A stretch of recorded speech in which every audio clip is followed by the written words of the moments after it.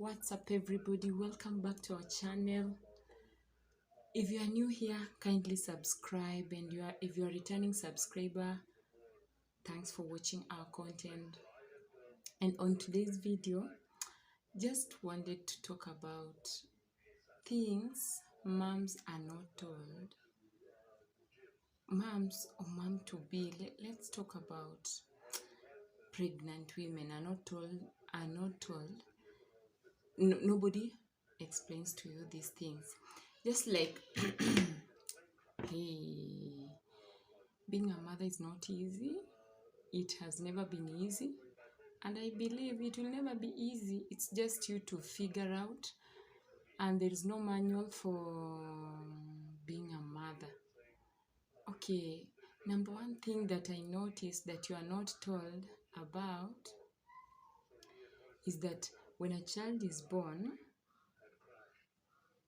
children can be born with jaundice, but you are not told that. Most hospitals, especially public hospital, you'll not be told that the baby is having jaundice, because jaundice is not seen. Like some kids are just dark skinned, but you will find that within some time they have to change. So you need to note that at some point most children, especially those ones we doctors are always telling us to breastfeed exclusively, meaning that we don't include anything in the diet of the baby. And then you realize that after some time having this baby, the eyes starts turning yellow. That is a sign of jaundice. And it is common where it's very much common in children who are breastfed, because the first days the mother is not always having milk. If you're not having milk, so I don't know the name, colostrum or what, hiyo kitu, you see what happens with that. It's just water. It doesn't have so much nutrients, although it assists the baby. So when a child is taking that, we are just encouraged by doctors to continue using that until when the mother gets milk.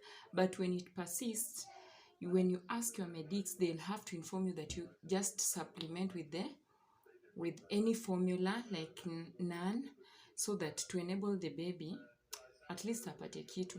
It's risky for the baby, especially most of us think that it's just something that it will just come to an end, but the reality is that when you breastfeed, when you don't breastfeed, when the child gets dehydrated, it affects the brain.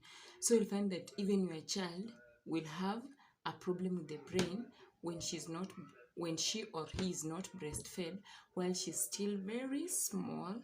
And then, so that is why we are encouraged to make sure that the child is having water in the body, not dehydrated. You'll just have to supplement. That is something you don't know. Nobody will tell you that this happens. Medics will explain it. I don't know bilirubin. It's transferred from the mother, from the placenta to the mother, and when it becomes excess to the baby, it causes jaundice. Jaundice is a kind of let's say it's a condition. It is a condition that can be corrected in young babies. So we can try that. Wherever you find that your child is having yellow eyes, the eyes, this white thing here is becoming yellow, and then we are advised also to keep the child on the sun. So ensure that unapeleka huyo mtoi kuota hiyo jua most of the time. Number 2, hernia, my friend. Hey, I'll just give you a photo, you see how my baby was born. Mi sikujua kale kakitofu kake after when the nini cuts itself, hiyo kitofu, when it cuts itself, what happens is that you see they say that thing should heal and get back inside, si nje. Like in some kids inatoka nje, unajua hivyo, but most of us tunasemanga ni genetic, ni what. No, it's hernia. Hernia is a condition also. And when a child is born with hernia, what you're supposed to do, there's nothing you see like a parent you're going to do. Wewe utakuwa unaangalia tu mtoi wako inaendelea, but we should know that that is hernia, and with time it should get inside. If it doesn't get inside, hiyo kitofu irudi ndani. If it doesn't get inside, that one simply means that we are supposed to do what?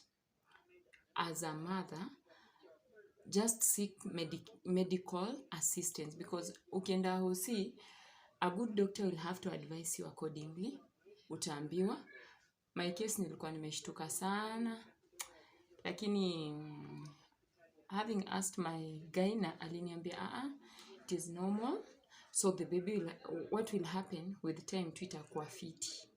So I had to wait. Right now we are just okay. Other thing that we are not told is that children are not the same.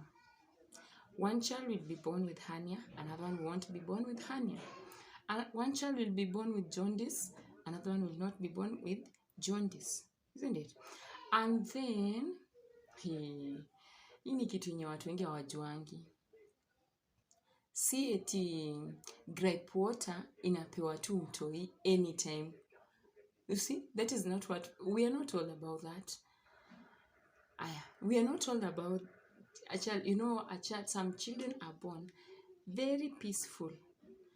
Hakuna crowning, hakuna stretching, but some other will always be stretching. So as a mother, just expect anything from your kid. Na isikushtue sana hata kitoa hiyo sauti.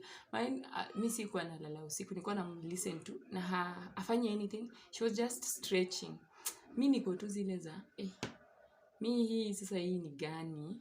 But at the end of the day, it just comes slowly by slowly. She becomes a person. There is nothing that is happening. No more sounds. Just sleeping peacefully. So it is all upon you to understand that children are different. Wewe kama mzazi, wacha kusikiza maneno ya watu. Like we have so many parents out there. Atakwambia vile alikuwa na experience yake, which might be very much different from your own experience as a person. So kindly, if we are talking about this one, guys, mimi kitu naweza sema, there are so many things that we don't know as young parents, as mothers, as expectant mothers.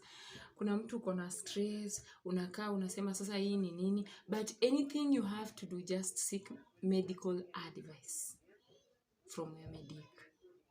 So another thing that we are not told, isn't it, is about pineapple and labor. Expectant mothers, there is something that you should know, that when you are expecting, especially early trimester ya kwanza, when I did some research, I found out that, by the way, si poa kukula pineapple kama uko na body ya 2 months, 3 months. In some cases it has happened. Kuna watu wame miscarry out of that. And also during labor time, I've just heard that when you take the pineapple, it does what? Inaleta hiyo labor haraka. And then lastly, something that we don't know is that mtu akikuwa kwa labor is different. Labor is not the same. Kuna mtoto mwenye atalabor 2 hours, 18 hours, 2 days even. Some people are going beyond a week, and some 30 minutes you are done. So just omba Mungu akupe tu yako yenye ni different from the other, unique, and then you'll have to enjoy. Thanks moms for watching my video. If you are a new subscriber, if you are new here, you have just watched today, kindly press the subscribe button. Ebu tusonge na wewe. I'll be giving more details on nursing mom and breastfeeding mom. Kindly press that subscribe button and the notification button, so that anytime I'll just have to upload a new video, wewe uko nayo na tunasonga mbele. Otherwise, have a good day.